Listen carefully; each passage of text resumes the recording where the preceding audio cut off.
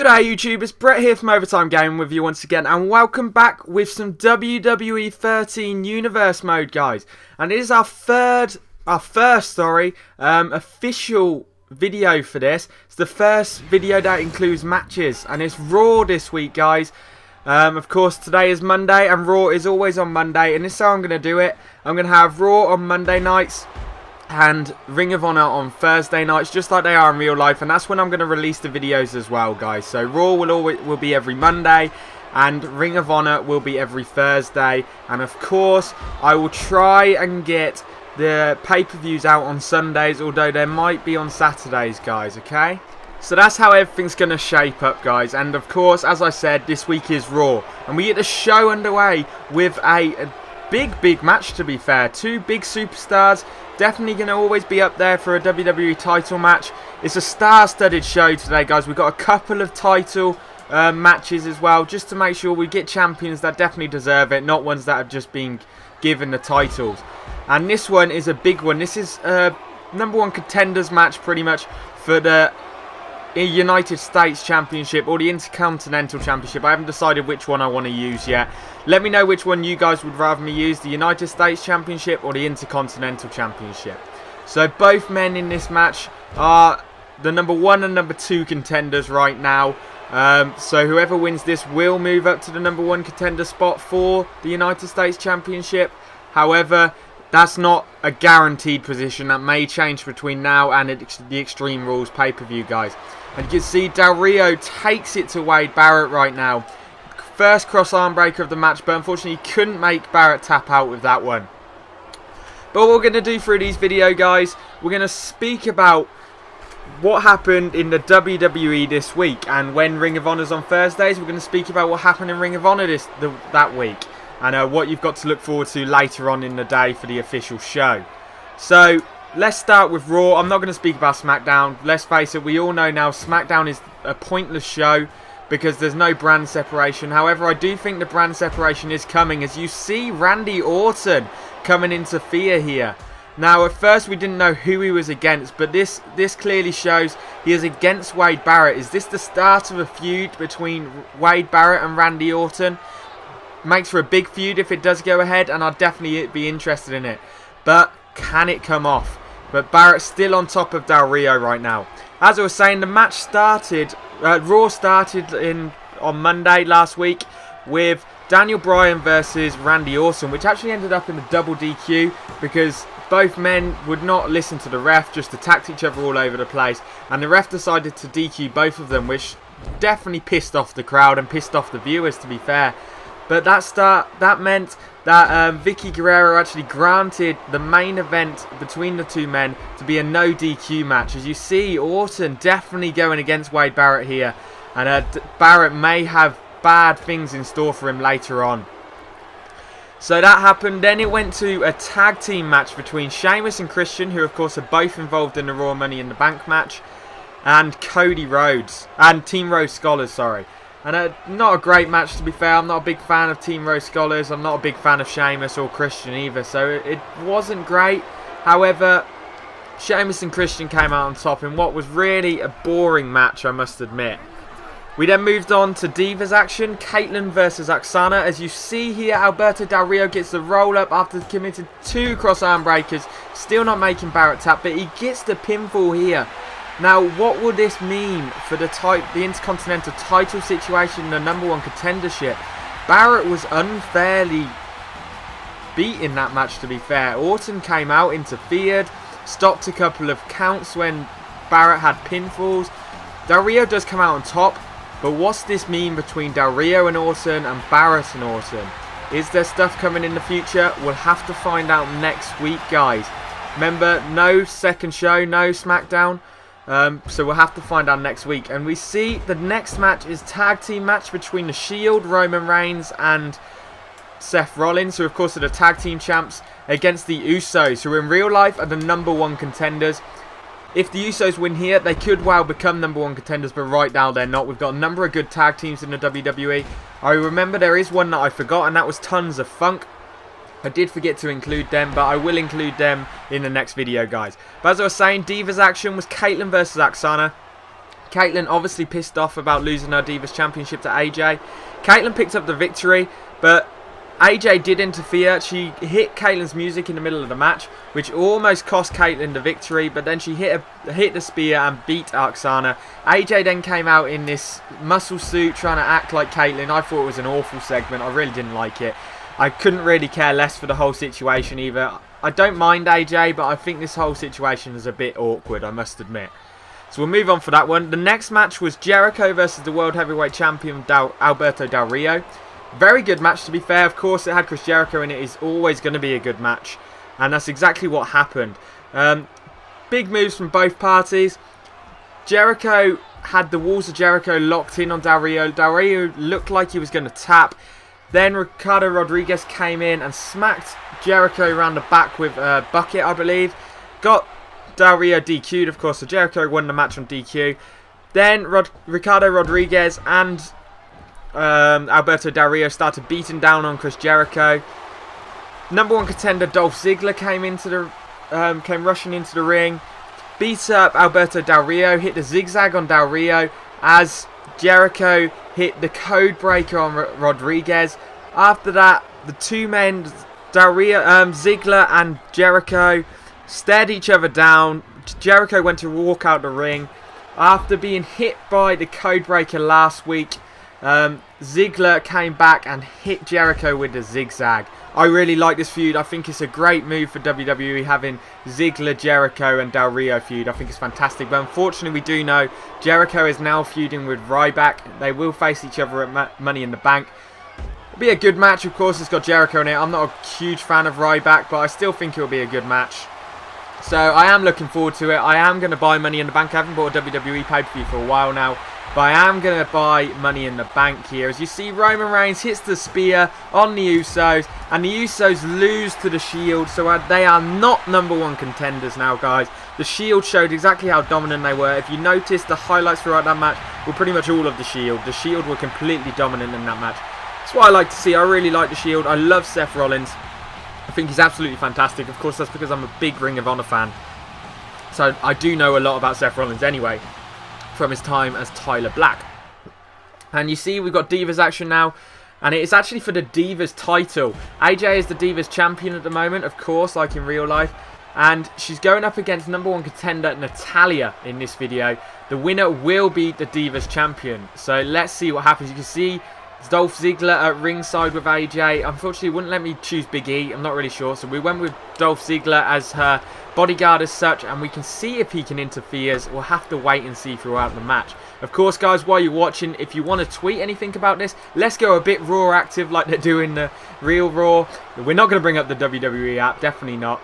But you can tweet me at Margerson13. It's in the comments. It's in the description below. Tweet me with everything that's going on and what you think should happen in this video and this series. Use hashtag Raw as well, guys, so I can find it.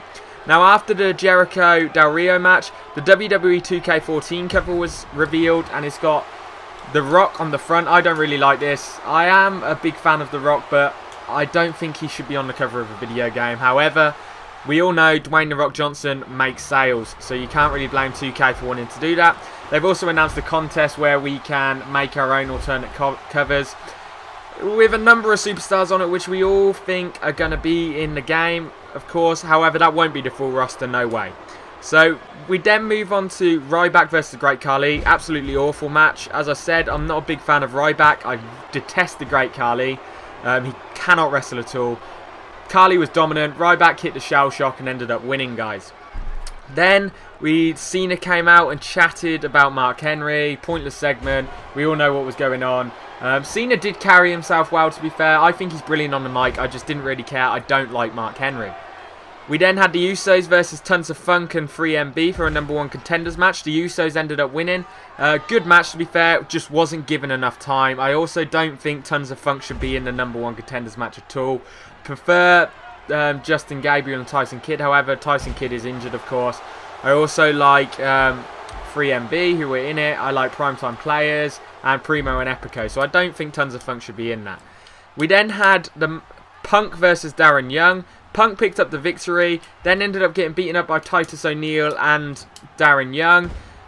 He then went out And Curtis Axel came running to the ring and ended up saving Punk, much to Punk's disbelief, and he left the ring in anger and pissed off with Paul Heyman. They're definitely splitting up there, guys. We then went on to the main event, Daniel Bryan versus Randy Orton. Absolutely incredible match. As you see, Natalia's had enough of Dolph, but Dolph just hits her with a move, and not allowed to do that, I'm afraid, and it cost Natalya the match. Natalya did pick up the win, but because it's DQ, AJ retains the title. So dirty tactics by AJ and Dolph Ziggler there.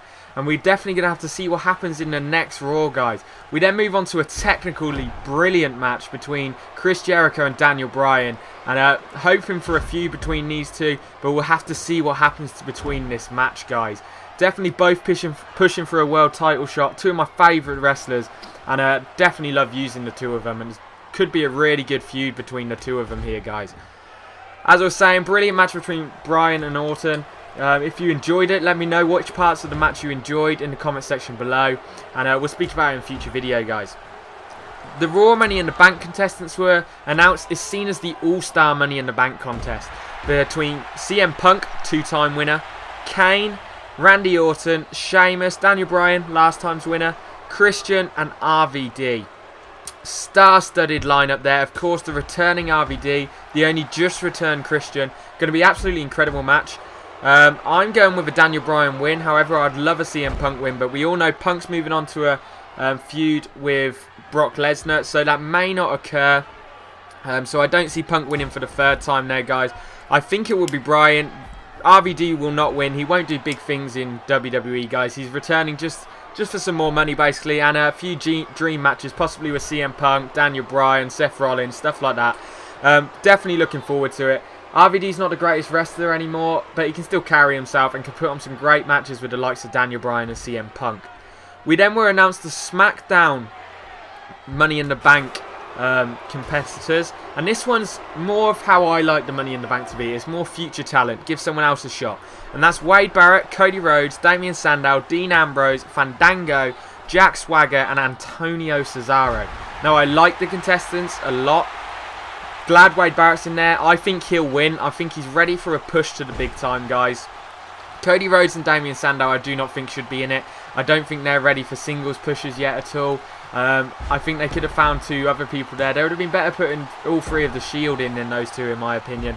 Dean Ambrose, he's the one that's getting the push as the singles wrestler, of course, in the Shield. So definitely glad he's included. Fandango, they're trying to have a big push for Fandango. I'd rather it been Big E Langston.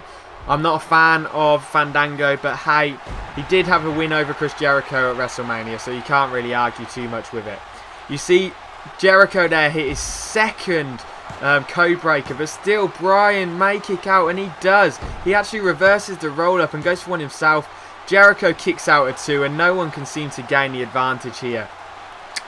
But then Jack Swagger is the next member of the SmackDown Money in the Bank. For everything he's been through, his DUIs and everything like that, I'm surprised he is actually involved in this match. They're trying a big push for Jack Swagger, of course, over the last few months.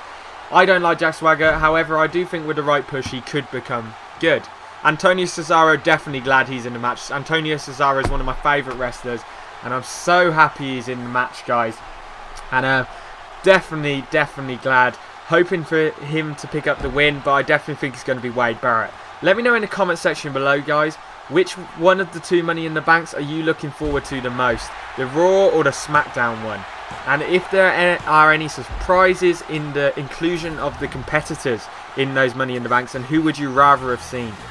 You see, Jericho picks up the win, and it looks like there's not going to be a feud between Bryan and Jericho, as the two men congratulate each other and respect each other for the technical brilliance in that match. But we move on to the main event, which is for the WWE title, guys, between CM Punk and John Cena. Of course, Super Cena here. The ref gets knocked down early, and I'm not sure why. It did start off with that video, but I didn't want to risk having to go outside and getting a weapon or anything, so someone would get DQ'd. But hopefully the two men, no one would come in and interfere, and the referee being knocked out won't have too much of a disadvantage to anyone. But you can see Jericho comes and interferes here, and he takes out John Cena. So what is going on? Is Jericho going for a title push? Is he feuding with Cena? big stuff coming between these three, and we'll have to find out what happens in the next video between the three of them. But you see Punk starts taking advantage, tries for the high risk moves, but they don't pay off. But he still comes with the power moves on Cena, guys. And a Punk looking for another reign as the WWE champion. Of course, the longest reign of a WWE champion in the modern era. 5th overall, I believe, in history. Not going to move, and no one's ever going to catch up with him now, guys. The WWE aren't going to commit to a wrestler carrying the title for any longer than they did with CM Punk. It's just simple. Now, one thing I do want to speak about is the return of RVD. I think it's huge, like I said. I think it's going to be great for casual fans of wrestling that really like RVD and want to see a few dream matches like Daniel Bryan, CM Punk, Seth Rollins and stuff like that. I think it's a great move for WWE there. However, for hardcore wrestling fans that know RVD is a bit past it now, don't think it's the greatest move for WWE. However, I do like the idea of it. Now, another thing I really like is the inclusion of the SmackDown Money in the Bank, which of course is all the young talent. This to me is another showing that there's going to be a brand extension, and SmackDown and Raw are going to split their separate ways, and I really think this needs to happen. Then hopefully we'll have a GM mode in future WWE games because they'll be actually competing against each other. I really want it to happen, guys. It will make the WWE more important. It will make the World Heavyweight Championship more important, and it will just help progress younger talent, especially if both shows have 2 to 3 hours showing as well. Now, another thing is the Wyatt family, of course. You've probably all seen the promos. If you haven't, go check out the promos on YouTube now. They look very disturbing. There's 3 of them. I'm not really sure how it's going to work. We've already got a heel faction in the WWE with the Shield, so I'm not sure how this is going to work, guys. If they do go down the brand extension route and have the Wyatt family as the SmackDown heel faction, I think it could work then. I just think they're going to run into trouble when it comes to the Shield versus the Wyatt family, because people like the Shield, but they're still heels. Whereas the Wyatt family are going to be straight heels, and people don't really know them yet. So it could be a struggle for this to carry off. However, the promo does look really good and is building up a lot of hype for them. So there could be good things to come from it. As you see, Punk has taken complete control here, guys. He hits the GTS, the go to sleep on Cena, and surely Super Cena can't kick out of this as he goes for the moonsault. He doesn't go for the pin though, that was my mistake, I did mean to. But a big roundhouse kick to Cena's head there. Cena looks out of it. And what's Punk going for? It's the Macho Man elbow. Respect to the Macho Man Randy Savage there. And Punk, 1, 2, 3. Punk is the new WWE champion, guys. He regains his title. He is back on top of the WWE. Let me know in the comment section what you thought of this whole episode, guys. What you thought of the results and everything that's happened. And I hope you've all enjoyed the video. Let me know what you want me to talk about in future videos. If you like the style of commentating. If you like it how it's edited down and we see every match on the card. Or if there's any other styles you want me to do. Thanks for watching, guys, and peace out, YouTube. We're heading into overtime, and I hope you're looking forward to the future videos in Magic Monday today, guys.